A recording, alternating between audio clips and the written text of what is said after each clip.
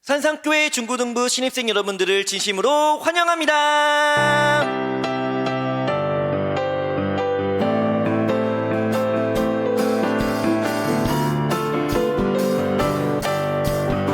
아주 먼 옛날, 아주 먼 옛날 하늘에서는 당신을 향한 계획이 있었죠. 하나님께서 여러분들을 바라보시며 좋았더라고 말씀하셨네. 이 세상 그 무엇보다 귀하게 나의 손으로 창조하였노라.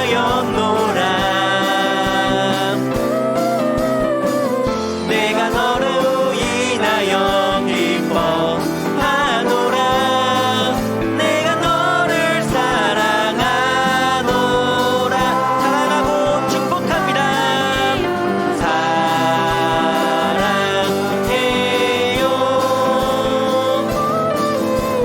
축복해요.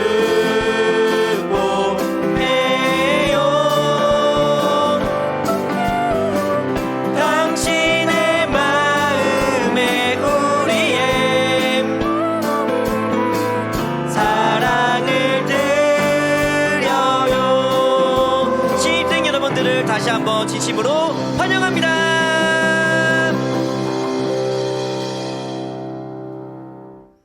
초등부를 졸업하고 중고등부 신입생으로 올라온 우리 모든 친구들 환영합니다. 안녕하세요. 저는 중고등부를 담당하고 있는 진학동 전도사라고 합니다. 저 누군지 다들 아시죠? 우리가 코로나로 인해서 여러분들을 직접 만나서 환영해 주지 못해서 너무 아쉽지만, 그럼에도 또 이렇게 영상으로나마 여러분들을 환영할 수 있고 또 예배할 수 있게 돼서 너무나 다행이고 또 한편으로 너무나 감사해요. 우리 신입생 친구들, 중고등부가 비록 처음엔 어색하고 그래서 좀 힘들 수 있겠지만요, 전도사님과 또 우리 중고등부에 계신 선생님들이 여러분들의 신앙 성장을 위해서 정말 많이 도와주고 함께 해줄 거예요. 그러니까 우리 어색하다고 두려워하지 말고 우리 중고등부에 잘 정착해서 우리 꾸준히 아름다운 신앙생활, 신앙활동 유지해 갔으면 좋겠습니다. 만나서 반갑습니다. 산상교회 중고등부에 새롭게 올라온 우리 신입생 여러분들을 주님의 이름으로 환영하고 축복합니다. 와! 안녕하세요. 초혜 선생님이에요. 지난 6년간의 교육과정을 무사히 마치고 중학생이 된 여러분들을 정말 축복합니다. 학교에서뿐만 아니라 이제 교회에서도 새로운 선생님들과 또 전도사님, 그리고 또 새로운 찬양팀, 또 멋진 언니 오빠들을 만나게 될 텐데, 비록 지금 당장은 서로 얼굴을 보고 또 함께 예배드리지는 못하지만 또 여러분들이 각자의 자리에서 최선을 다하고 또 예배를 드리고 있을 때 코로나 상황이 끝난 후에 우리가 얼굴 보고도 기쁘게 예배드릴 수 있는 멋진 주님의 자녀들로 성장할 수 있기를 항상 바라고 있을게요. 네, 여러분들 정말 환영하고 축복합니다. 안녕. 초등부를 졸업하고 중고등부에 올라온 친구들 모두 안녕. 현준 선생님이에요. 이제 초등부를 졸업하고 새로운 환경인 중고등부에 오게 됐는데, 그래도 예배를 드리는 거는 변함이 없으니까 우리 같이 온라인으로 예배를 잘 드렸으면 좋겠고요. 그리고 중고등부에 올라온 만큼 우리가 나이도 들면서 신앙도 더 성숙해지고 성장할 수 있는 계기가 됐으면 좋겠어요. 비록 다 같이 모여서 예배를 드리지도 못하고 함께 어울리지도 못하지만 빨리 코로나가 종식되어서 같이 예배도 드리고 같이 어울릴 수 있는 시간이 되었으면 좋겠습니다. 그러면 나중에 온라인 예배 때 봐요. 안녕. 2021년 산상교회 중고등부 신입생 여러분들을 모두 환영합니다. 저는 중고등부 선생님 박주광입니다. 여러분들이 초등부를 졸업하고 이제 중고등부로 올라와서 중고등부 이제 형, 오빠, 누나, 언니 이렇게 선배들이랑 같이 예배드리고 교제하고 신앙생활을 할 생각을 하니까 많이 기대되고 또 축복합니다. 지금은 어려운 상황 가운데 있어서 함께 모여서 뭘 할 수는 없는 시간이지만 속히 이 상황이 회복되고 다 같이 모여서 함께 즐겁게 이렇게 신앙생활하는 그런 시간을 기대하고 있습니다. 여러분들도 이제 마음문을 열고 중고등부를 맞아주시기를 바랍니다. 중고등부 무서운 것 아니고요. 여러분들을 향해서 항상 마음문을 열고 잘 대해주기를 원하고 또 환영하고 있으니까요. 우리 같이 신앙생활 잘 해보기를 원합니다. 다시 한번 환영하고 축복합니다. 우리 신입생 친구들 중고등부에 오신 것을 진심으로 환영합니다. 우리 친구들 저 알죠? 계속 이렇게 초등부에서 초등부 율동 선생님이랑 초등학생으로서 만나왔는데 앞으로는 이제 중고등부에서 중고등부 선생님과 중학생으로서 만나게 될 거예요. 앞으로는 우리 친구들 중고등부에서 잘 적응할 수 있게 선생님이 최선을 다해 볼게요. 선생님 만나게 되면 반갑게 인사해 주시고 우리 친구들 더욱더 중고등부에서 성장해 나갈 수 있기를 바래요. 그럼 앞으로 우리 중고등부에서 계속해서 만나요. 산상교회 3월 첫 주 중고등부 예배에 오신 모든 여러분들을 환영합니다. 지난주는 졸업 예배로 20살이 된 선배들을 올려보냈죠. 이번 주는 초등부에서 졸업한 이제 13살이 되는 친구들이 중고등부에 처음 와서 함께 예배드리는 주일입니다. 함께 환영의 인사를 한번 할까요? 환영하고 축복합니다. 그리고 지금은 사순절 기간입니다. 우리를 위해 우리를 사랑하셔서 이 땅에 오신 예수 그리스도를 기억하면서 예배로 나아갈 건데요. 찬양을 정할 때에도 예수님의 우리를 위한 그런 사역들을 잘 묵상하고 생각할 수 있는 찬양들을 정했습니다. 그래서 예수님이 우리를 위해 죽으시고 부활하신 것을 기뻐하고 주의 이름을 찬양하고 그 주님의 말씀에 우리가 순종하며 나아간다는 그런 다짐을 담은 찬양으로 하나님께 나아가겠습니다. 우리 함께 사도신경 하시면서 예배하겠습니다. 나는 전능하신 아버지 하나님, 천지의 창조주를 믿습니다. 나는 그의 유일하신 아들, 우리 주 예수 그리스도를 믿습니다. 그는 성령으로 잉태되어 동정녀 마리아에게서 나시고 본디오 빌라도에게 고난을 받아 십자가에 못 박혀 죽으시고 장사된 지 사흘 만에 죽은 자 가운데서 다시 살아나셨으며 하늘에 오르시어 전능하신 아버지 하나님 우편에 앉아 계시다가 거기로부터 살아있는 자와 죽은 자를 심판하러 오십니다. 나는 성령을 믿으며 거룩한 공교회와 성도의 교제와 죄를 용서받는 것과 몸의 부활과 영생을 믿습니다. 아멘.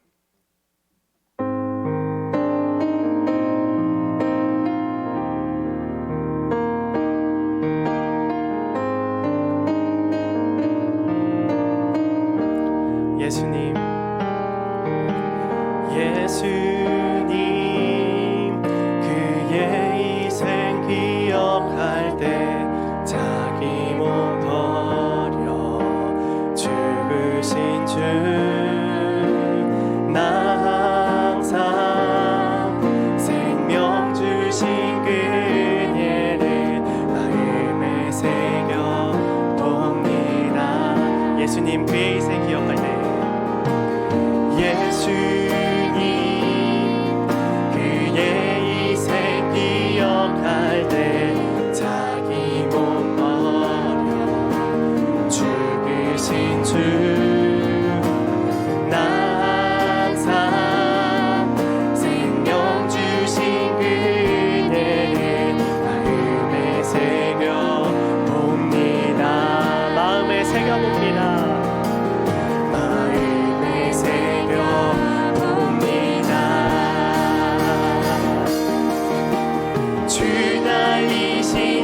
십자가를 내가 볼 때 주님의 답이 내 마음을 겸손해 주께 감사하며 내 생명 주께 드리네. 이제는 저 높은 곳에 앉으신 저 높은 곳에 앉으신 하늘과 땅의 왕 되신 주, 나 이제 놀라운 구원의 은혜 높여 찬양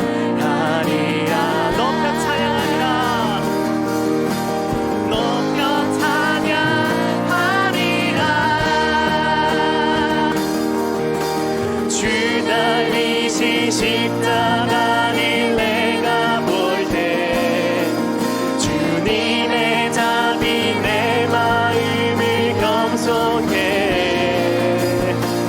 주께 감사하며 내 생명 주께 드리네.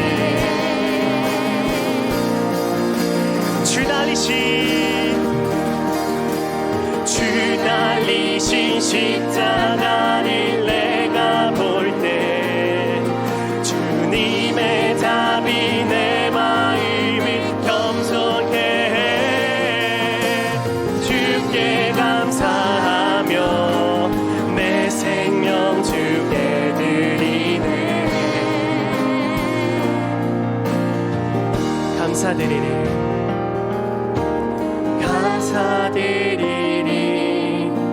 주의 십자가 나의 친구 되신 주 감사드리리. 주의 십자가 나의 친구 되신 주 감사드리리. 주의 십자가 나의 친구 되신 주 감사드리리. 주의 십자가 나의 친구 되신 주 달리신 십자가를 내가 볼 때 주님의 답이 내 마음을 겸손케 해 주께 감사하며 내 생명 주께 드리네.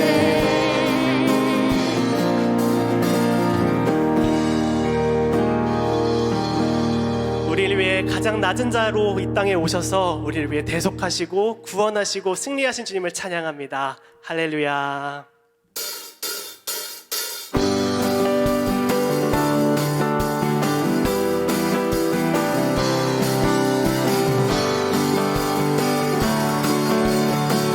주 예수의 이름 높이세. 주 예수의 이름 높이세. 땅을 덮는 깃발처럼 모든 사람들 진리를 보며 길 대신 주를 알리. 주 예수의 이름 높이세. 땅을 덮는 깃발처럼 모든 사람들 진리를 보며 길 대신 주를 알리. 주 예수여 주 예수여 높임을 받으시옵소서.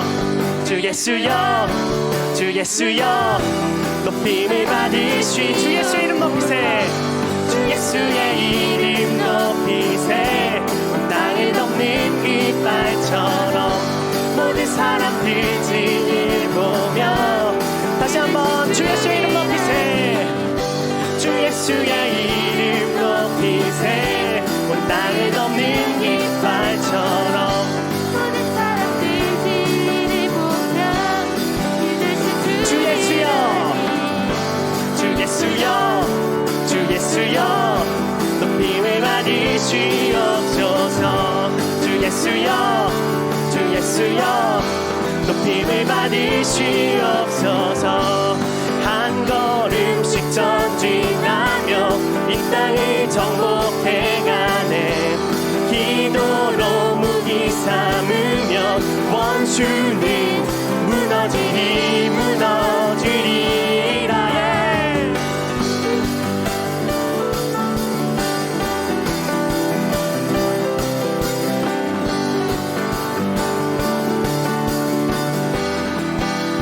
주 예수여 주 예수여 주 예수여 높임을 받으시옵소서.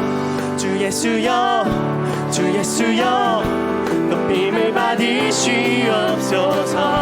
주 예수여 주 예수여 높임을 받으시옵소서. 주 예수여 주 예수여 높임을 받으시옵소서. 주 예수의 이름 높이세. 온 땅을 덮는 깃발처럼 모든 사람들 진리를 보며 그 대신 주 예수의 이름 높이세. 주 예수의 이름 높이세. 온 땅을 덮는 깃발처럼 모든 사람들 진리를 보며 그 대신 주 예수여, 주 예수여, 주 예수여, 높임을 받으시옵소서. 주 예수여, 주 예수여, 높임을 받으시옵소서. 승리하였네, 승리하였네. 어린 양의 보혈로 우린 보혈의 능력으로 서리라. 승리하였네, 어린 양의 보혈로 주 내게 승리 주셨네. 승리하였네, 승리하였네. 어린 양의 보혈로 우린 보혈의 능력으로 서리라.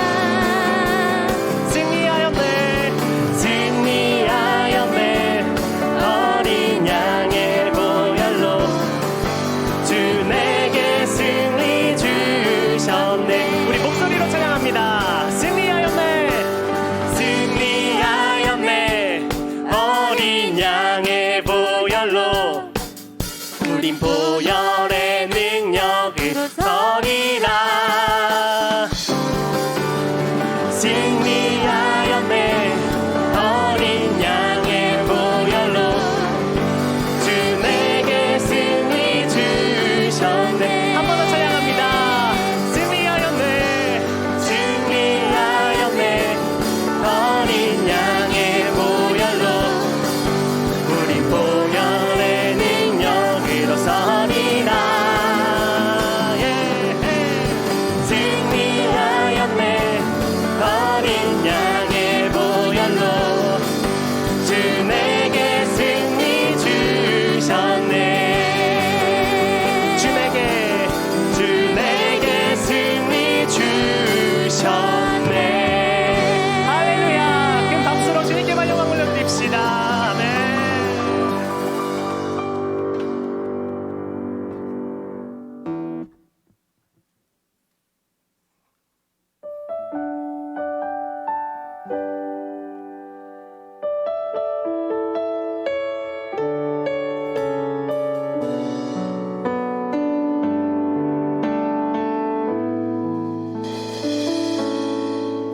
주님 말씀하시면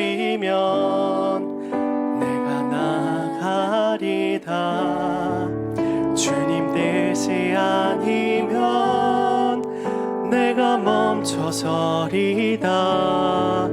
나의 가고 서는 것 주님 뜻에 있으니 오 주님 나를 이끄소서.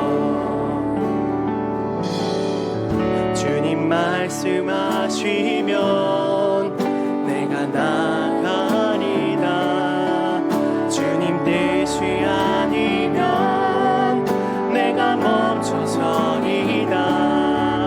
나의 가고 서는 것 주님 뜻에 있으니 오 주님 나를 이끄소서. 뜻하신 그곳에 뜻하신 그곳에 나 있기 원합니다.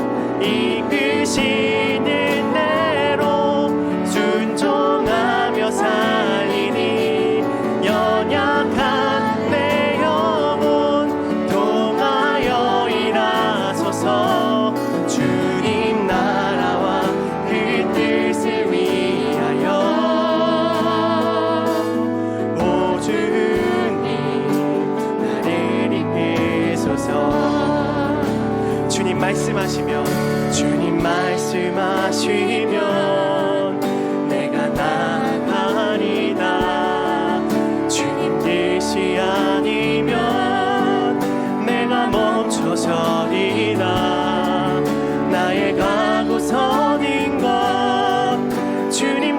곳에 있으니 오 주님 나를 이끌소서. 뜻하신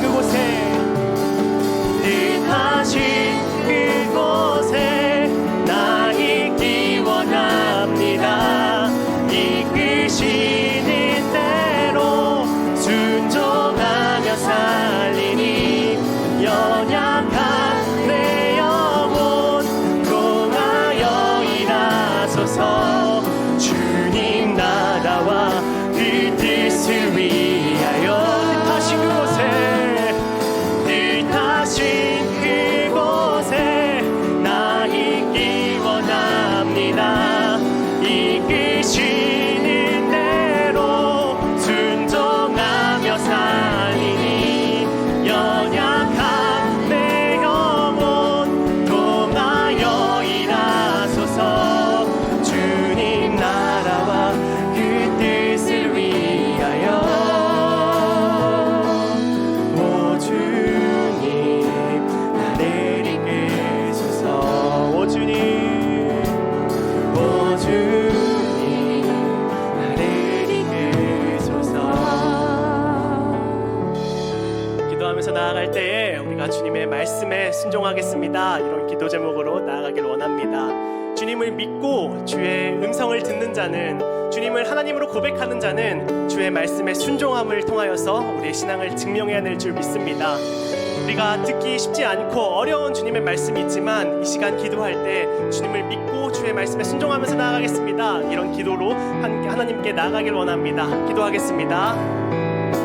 주님, 이 시간 가운데 내 마음을 부드럽게 하여 주셔서 주의 말씀을 듣게 하시고 주의 말씀을 깨닫게 하시고 주의 말씀에 순종하는 자리까지 나아가게 하여 주시옵소서. 주님, 우리의 말과 입술로만 살아가는 것이 아니라 행함과 진실함으로 우리의 믿는 믿음을, 참된 믿음을 증명해내야 될 줄 믿습니다. 이 시간 우리의 주님의 마음을 주셨사오니 우리의 마음이 단단해지고 강인해져가지고 주의 말씀을 갖고 세상 가운데서 이기고 승리하게 하여 주시옵소서. 예배 가운데 함께 하신 주님 감사합니다.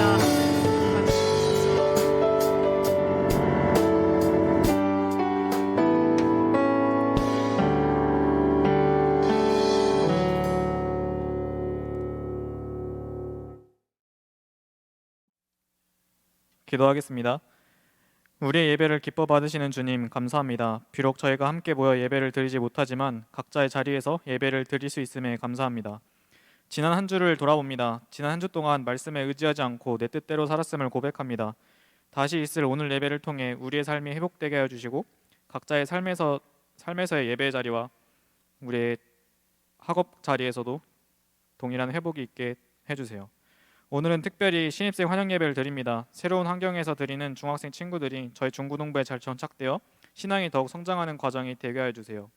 저희 중고등부 친구들을 위해 기도합니다. 새롭게 시작된 새로운 학기를 저희의 뜻이 아닌 주님의 뜻으로 잘 마무리할 수 있도록 이끌어 주세요. 저희 예배를 위해 기도합니다. 계속해서 온라인 예배를 위해 준비하는 하버와 찬양팀을 축복하여 주시고 온라인으로 예배를 드리는 모든 이들에게 동일한 은혜를 주세요. 또한 코로나19가 속히 종식되어 모두 모여서 기쁘게 예배를 드리는 저희 중고등부 모두가 될 수 있기를 간절히 소망합니다. 이제 말씀을 듣는 시간입니다. 말씀을 전하시는 진학동 전도사님 붙잡아 주시고 말씀을 나눌 때 우리 모두가 말씀의 은혜에 감격하는 시간이 되게 해주세요. 밤이나 낮이나 저희와 함께 계시는 주님께 언제나 감사드리면서 예수님의 이름으로 기도드렸습니다. 아멘. 저번 주에 우리는 고3 친구들을 떠나보내는 졸업 예배 함께 드렸습니다. 그리고 그렇게 고3 친구들은 중고등부를 떠나게 됐지만 이별이 있으면 새로운 만남도 있는 법이죠. 오늘은 아주 반갑게도요, 우리 산상교회 초등부를 졸업하고 중고등부 신입생으로 올라오는 신입생 환영 예배로 우리가 함께 예배를 드립니다.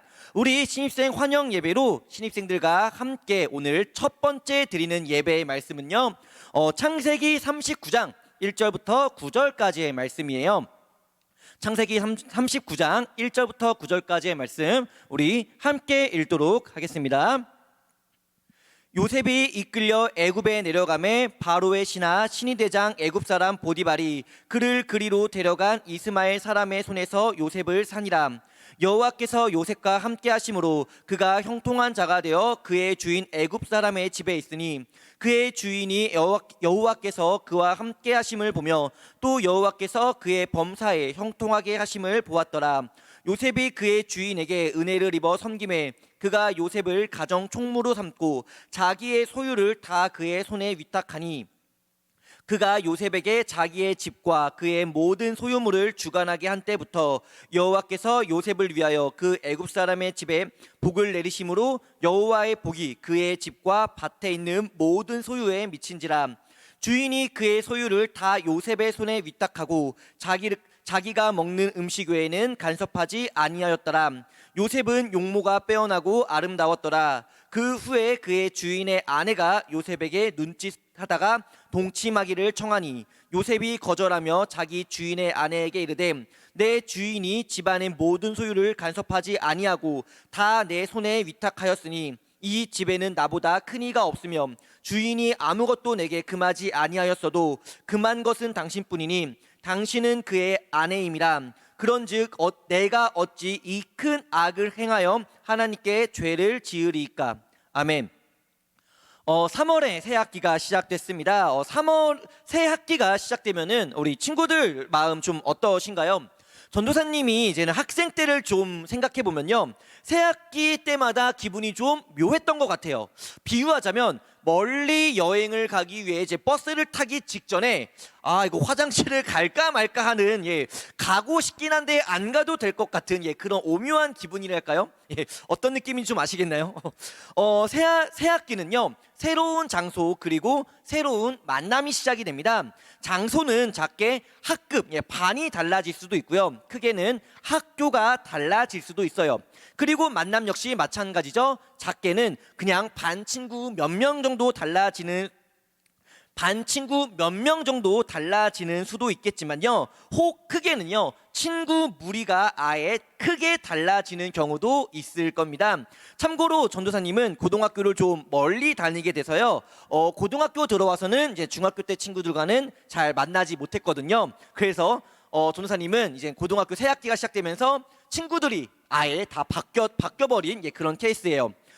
고민하고 또 기도했습니다. 신입생 환영 예배로 드리는 오늘, 그리고 새학년 새학기 혹 새 학교를 맞이하는 우리 중고등부 친구들에게 과연 성경에 어떠한 말씀이 적합하고 또 필요할까를 고민하고 기도하다가 오늘 본문 말씀을 선택하게 되었어요. 왜냐하면요, 오늘 본문 말씀에서 요셉도 자신의 인생에서 수많은 것들이 변하게 되는 그 변화의 시점이거든요. 마치 새 학기, 새 학교를 맞이하는 여러분들처럼 말이죠. 그래서 오늘은요, 이 말씀을 통해서 새로운 환경 속에서 여러분들의 경우에 이제 새 학기가 되겠죠. 어떻게 하면 형통한 새 학기가 될 수 있을지를 우리가 오늘 말씀을 통해 함께 보기를 원합니다. 우리 먼저 오늘 말씀의 배경을 좀 먼저 보기를 원하는데, 오늘 말씀의 배경이 본문 1절 말씀이거든요. 우리 1절의 말씀 함께 읽도록 하겠습니다. 1절입니다. 시작.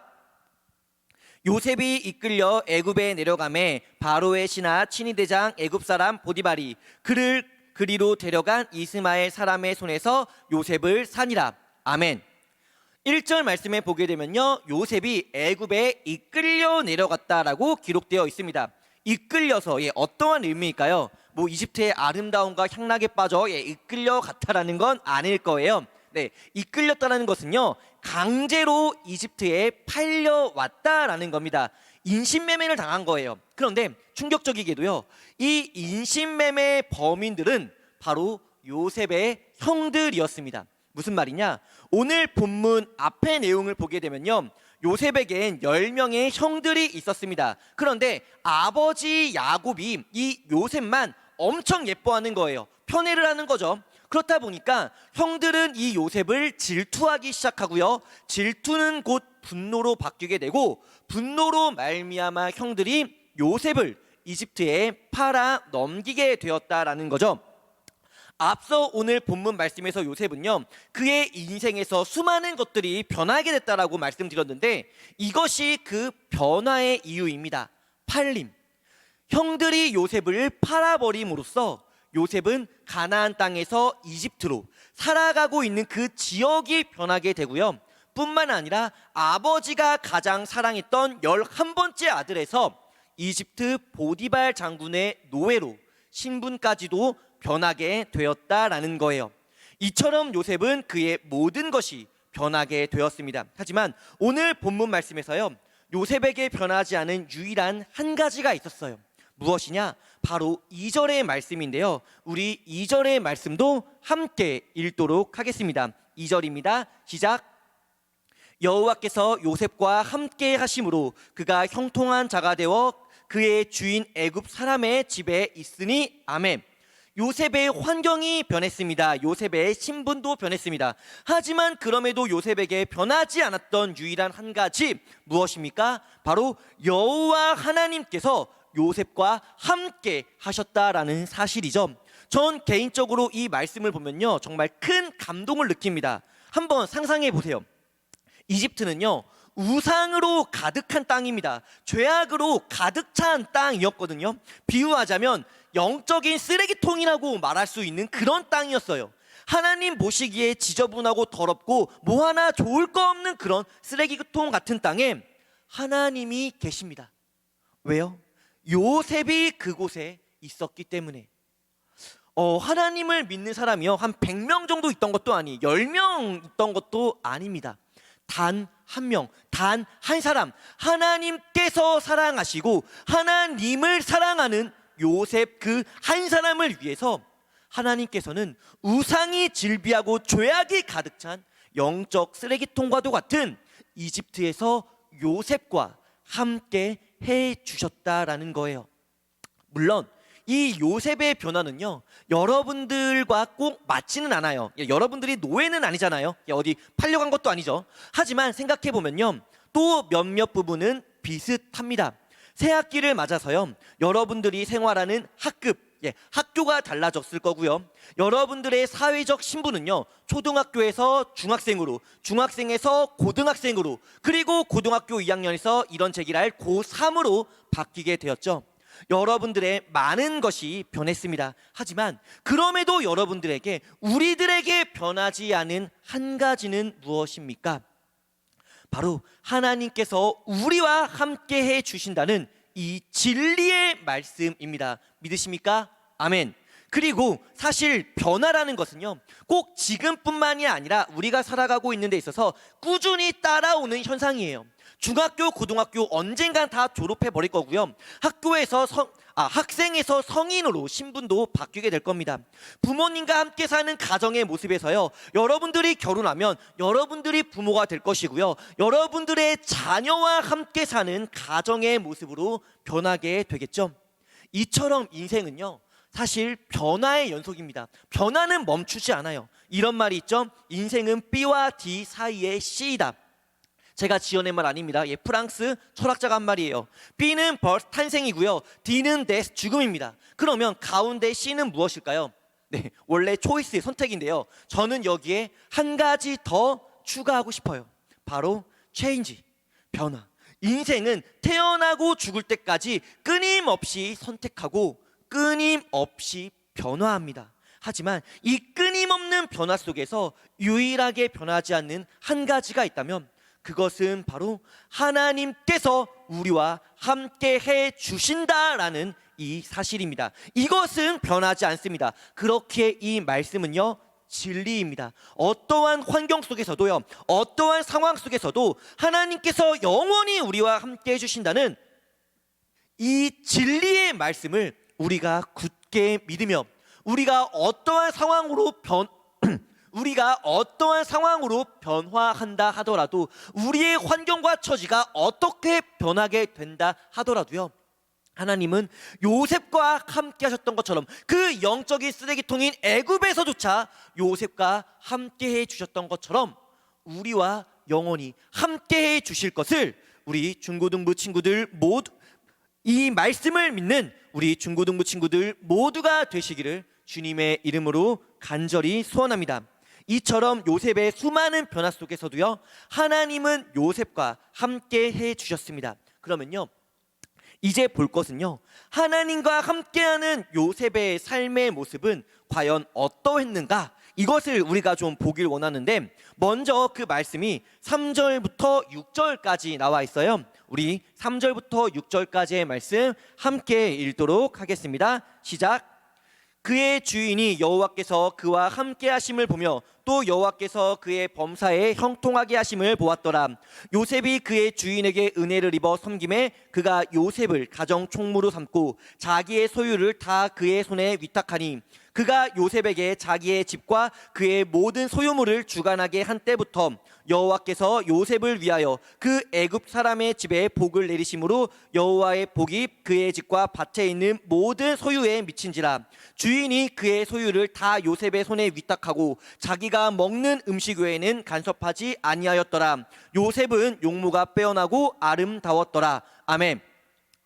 먼저 3절에서 말하는 그의 주인은요, 요셉을 구매한 보디발 장군이죠. 보디발은 1절의 설명처럼요, 파라오의 친위대장입니다. 왕을 지키는 군대 장관이었다라는 거예요. 높은 사람이었겠죠. 그런데 3절 말씀을 보면 신기한 것이요, 이 보디발이요, 하나님께서 요셉과 함께 하시는 걸 봤대요. 세상에, 어떻게 보았을까요? 무슨 성경이 데스노트도 아니고 이렇게 만지면 하나님께서 이제 류크처럼 요셉 뒤에 이렇게 둥둥 떠다니셨던 건 아니었을 건데, 보디발은 어떻게 하나님을 보았던 것일까? 그리고 성경에 하나님을 본 사람은요, 정말 드뭅니다. 대표적으로 꼽자면 야곱과 모세 그리고 이스라엘 70장로 정도예요. 음성을 들은 사람은 꽤 있어도요, 하나님을 직접 본 사람은 정말 극소수입니다. 그렇다면 이 극소수 사람 중에 보디발이 들어가는 것일까요?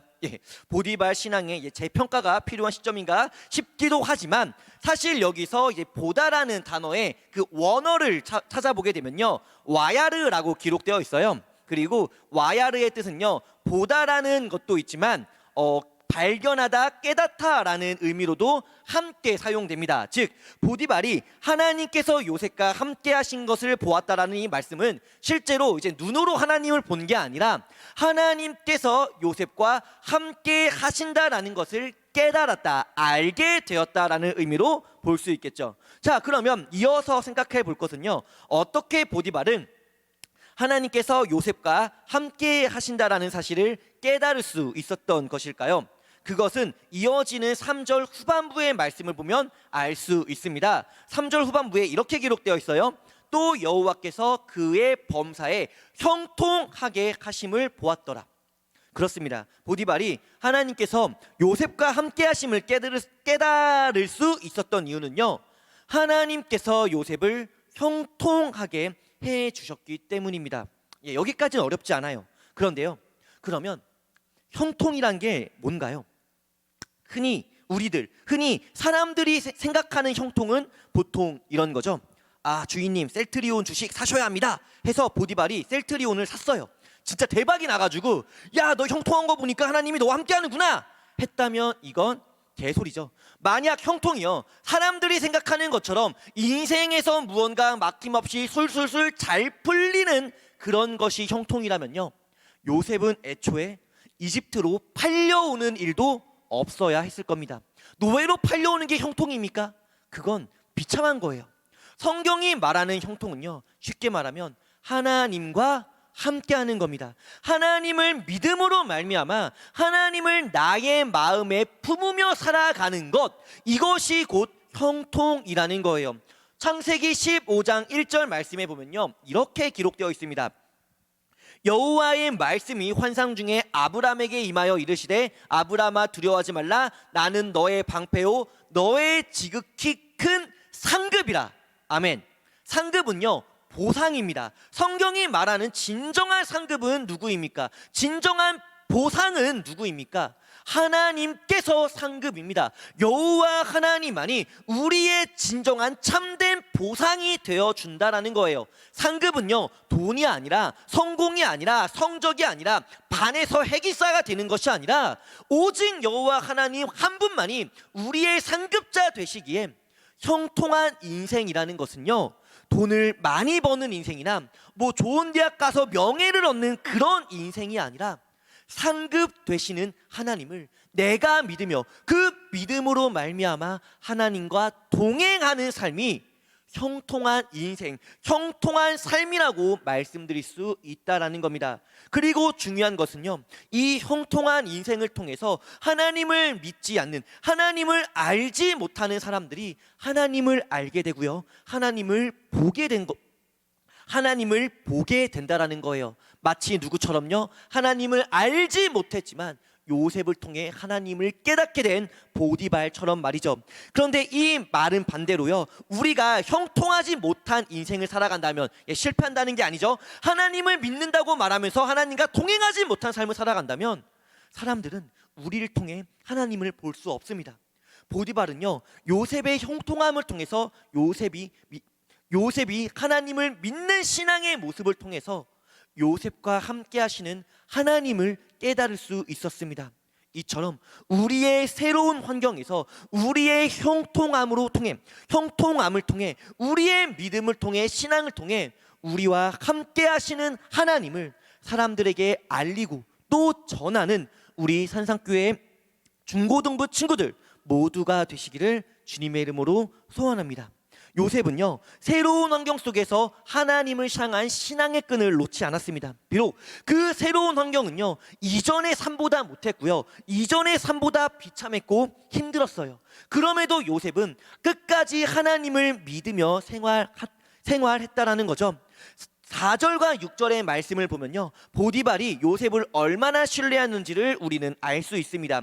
이는 동시에 요셉의 삶이 보디발에게 얼마나 신뢰를 받는 삶이었는지를 보여주는 대목이기도 하죠. 그런데요, 생각해 보면요, 보디발에게 있어서 요셉은요, 사실 그냥 다른 민족 사람입니다. 더 직설적으로 표현하면요, 그냥 외국인 노동자에 불과했어요. 오늘날 사회를 민주주의 인권사회라고 부르고 있는데요, 지금 이런 사회에서도 외국인 노동자에 대한 차별은 분명 존재합니다. 그렇다면 고대 사회는 어땠을까요? 더 심했겠죠. 더 심각했겠죠. 그런데 그런 시대, 그런 사회에서 외국인 요셉을 가정 총무로 세우고 자신의 모든 소유를 맡긴다? 이건 그야말로 엄청난 신뢰이며 동시에 요셉은 보디발에게 엄청난 신뢰를 받았음을 보여주고 있다라고 해석할 수 있다라는 겁니다. 그리고요, 이것이 곧 오늘날 예수님을 믿는, 하나님을 믿는 크리스찬인 우리들의 삶의 모습이 되어야 합니다.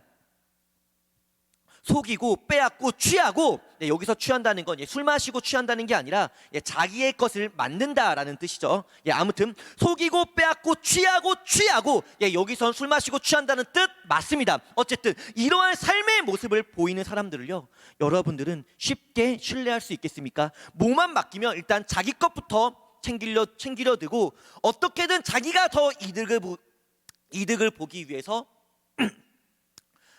보기 위해 남을 속이고 거짓말을 하고 그런 욕심스러운 모습을 보면서 신뢰라는 것을 떠올릴 사람은 아무도 없습니다.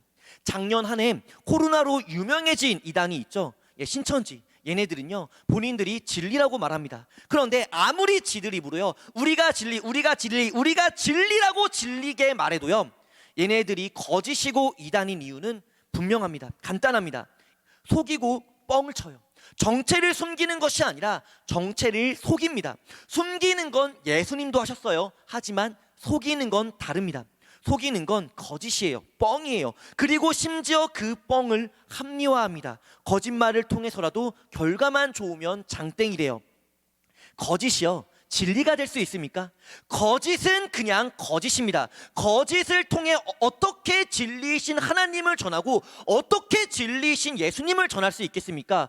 거짓으로 진리를 전한다, 거짓으로 진리를 보이게 한다, 이게 말입니까 방구입니까? 우리가요, 참된 진리를 따르는, 참된 진리 되시는 예수 그리스도를 믿고 따르는 크리스찬이라면요, 우리의 삶은 진실해야 합니다. 신천지처럼 뻥치고 속이고 페이크다 이렇게 하는 것이 아니라 요셉처럼 진실되고 정직하고, 그러므로 남에게 신뢰를 받으며 그 진실된 정직한 삶을 통해서 남이 내 삶을 통해 하나님을 볼 수 있는 그런 삶이 되어야 한다라는 거예요. 한 썰이 있어요. 진짜인지 과장인지 모르겠는데 한 70년대 80년대에는요, 모르는 사람이 기독교인이라고 돈을 빌려달라고 하면요, 진짜 돈을 빌려줬대요. 그만큼 기독교인이 신뢰를 받았다는 거죠. 과장 같죠? 네, 저도 그렇게 생각합니다. 하지만 여기서 말하는 것은요, 크리스찬의 삶은요, 그만큼 사회 가운데 신뢰받는 삶이 되어야 한다는 겁니다. 요셉은요, 보디발에게 어마무시한 신뢰를 받았습니다. 그 신뢰를 통해 보디발은요, 하나님을 보았고요, 하나님을 깨달아 알게 되었습니다. 그렇다면 요셉의 삶이 구체적으로 어떠했길래 보디발이 이토록 그를 신뢰할 수 있었던 것일까요? 요셉의 삶의 모습이 어떠했는지, 그 구체적인 삶의 모습이요, 한 가지 사건을 통해 알 수 있는데, 그에 관한 말씀이 7절부터 9절까지 기록되어 있어요. 우리 7절부터 9절까지의 말씀을 함께 읽도록 하겠습니다. 7절부터 시작. 그 후에 그의 주인의 아내가 요셉에게 눈짓하다가 동침하기를 청하니 요셉이 거절하며 자기 주인의 아내에게 이르되 내 주인이 집안의 모든 소유를 간섭하지 아니하고 다 내 손에 위탁하였으니 이 집에는 나보다 큰 이가 없으며 주인이 아무것도 내게 금하지 아니하였어도 금한 것은 당신뿐이니 당신은 그의 아내임이라. 그런즉 내가 어찌 이 큰 악을 행하여 하나님께 죄를 지으리까. 아멘. 이 구절에서 보여주는 요셉의 모습은요, 참으로 놀랍습니다. 누군가 보기에는요, 뭐 하나님 믿는 사람이 당연히 거절해야 되는 거 아니야? 라고 생각할 수도 있겠지만, 사실 이건요, 요셉의 어떤 성적 욕망의 문제만이 아니에요. 보디발의 아내는 요셉보다 갑입니다. 사회적으로 높은 위치에 있어요. 그리고 보디발의 아내가 제안하는 유혹은요, 매우 은밀합니다. 남에게 알려져선 안 되고요, 특히 보디발에게 알려지면 그땐 끝장이죠. 펜트하우스 시즌 3 들어가는 거예요. 그런데 이런 은밀한 제안을 요셉은 거절합니다. 그러면 요셉보다 높은 위치에 있던 그녀가 요셉을 가만히 둘까요? 아니면 제거하려 들까요? 요셉의 거절은요, 목숨을 건 거절이에요. 요셉의 거절은요, 자신의 모든 처지와 모든 상황을 잃을 수도 있는 그런 거절이었습니다. 요셉이 이걸 몰랐을까요? 당연히 알았죠. 하지만 그럼에도 요셉이 이것을 거절한 이유는요, 바로 9절의 말씀처럼 이 악행은 단지 보디발에게 죄를 짓는 것뿐만 아니라 누구에게? 하나님께 죄를 짓는 일이었기 때문에 그 은밀한 제안을 허락하지 않았다라는 거예요. 혹시 여러분들 우리 7절부터 9절의 말씀을 읽으면서요, 떠오르는 어떤 그 성경의 말씀이 혹시 있나요? 없겠죠? 네.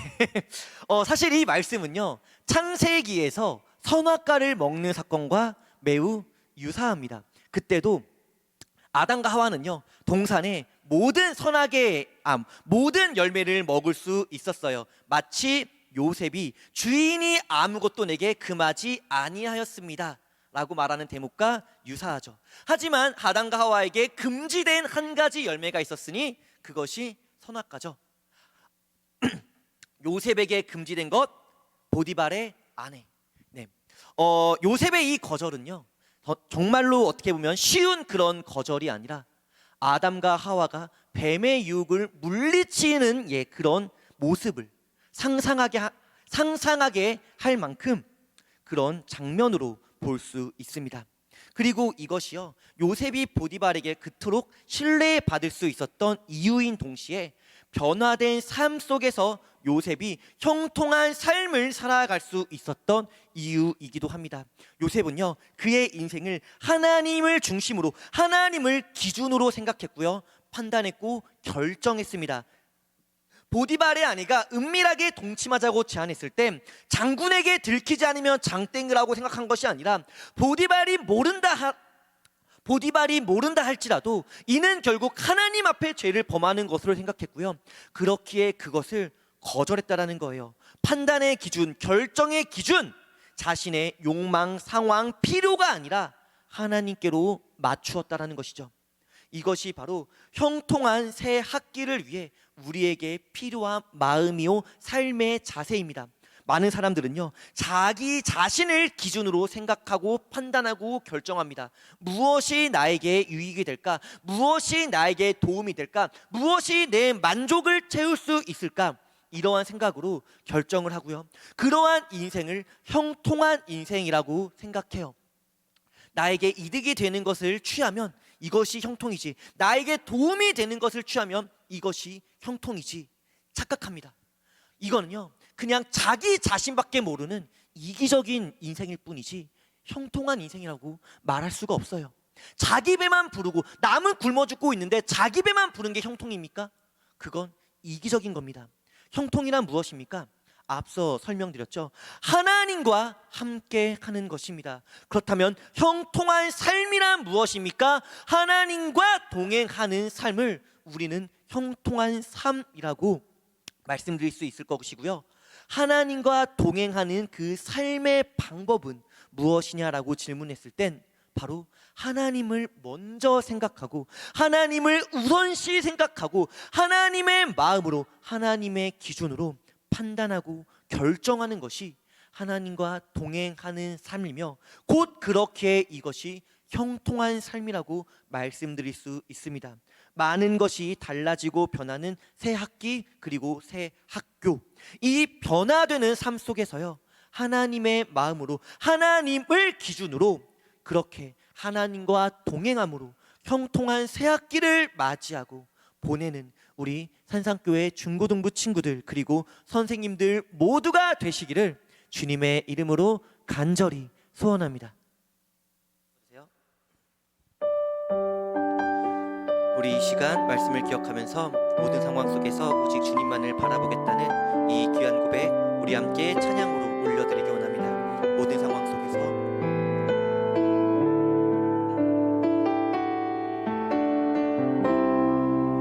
모든 상황 속에서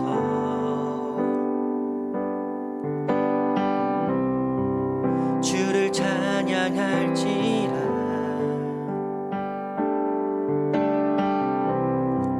주는 너의 큰 상급,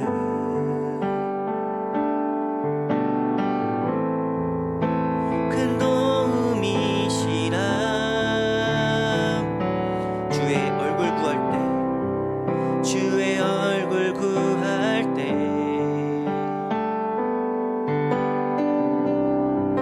주의 영을 부사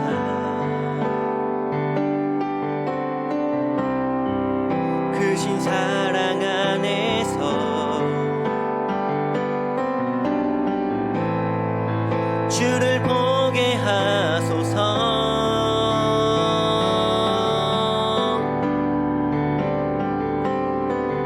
내 영혼이 확정되고 확정되어 싸우니 믿음에 눈 들어 주를 바라봅니다.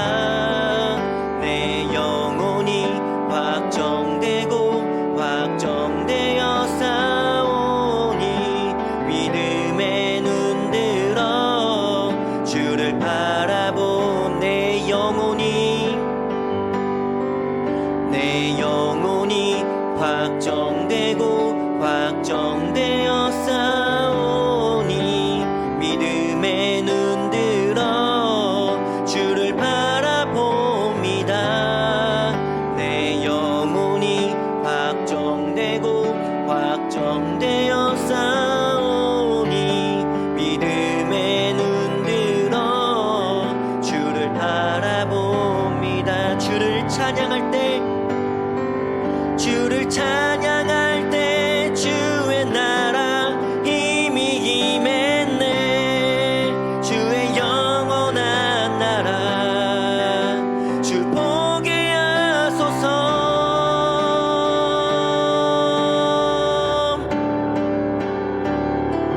내 영혼이 확정되고 확정되어 싸우니 믿음에 눈 들어 주를 바라봅니다.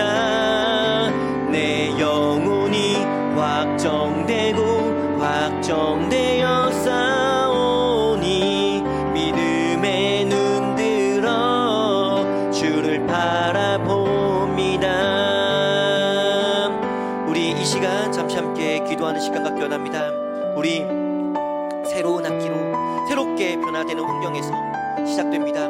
주님, 하지만 그럼에도 불구하고 오직 변하지 않는 한 가지, 하나님께서 나와 함께 함께 해주신다는 것, 이 믿음을 가지고 우리가 하나님을 믿으며 하나님을 품으며 하나님의 생각과 하나님의 마음과 하나님의 그 선악을 기준으로 우리가 새로운 그 환경 속에서 판단하고 생각하고 결정할 수 있는 하나님을 믿음으로 말미암아 형통한 새학기를 살아가는 우리 모두가 되게 해달라는 이 귀한 기도의 제목, 우리 함께 기도하기 원합니다. 우리 함께 기도합니다.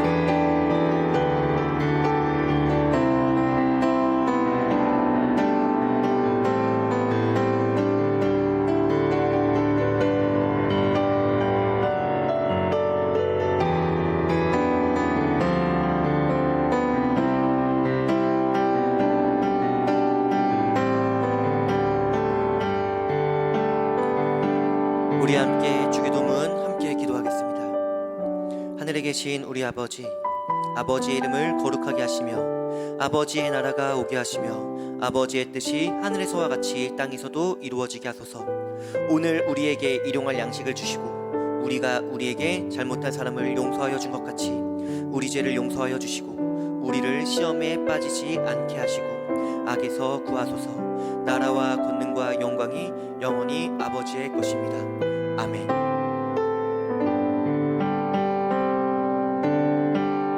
모든 상황 속에서 영원히 우리와 함께 해주시는 하나님께 감사의 박수, 영광의 박수 올려드리기 원합니다. 할렐루야. 중고등부 친구들 안녕. 저희 중고등부에는 매주 설교 내용을 가지고 Q&A 질문이 있어요. 이것들을 여러분들이 생각을 했다가 담당 선생님들이 연락을 하면은 이 내용을 나누면서 소통을 하는 시간이 있습니다. 그래서 오늘도 Q&A를 나누도록 하겠습니다. 1번 질문입니다.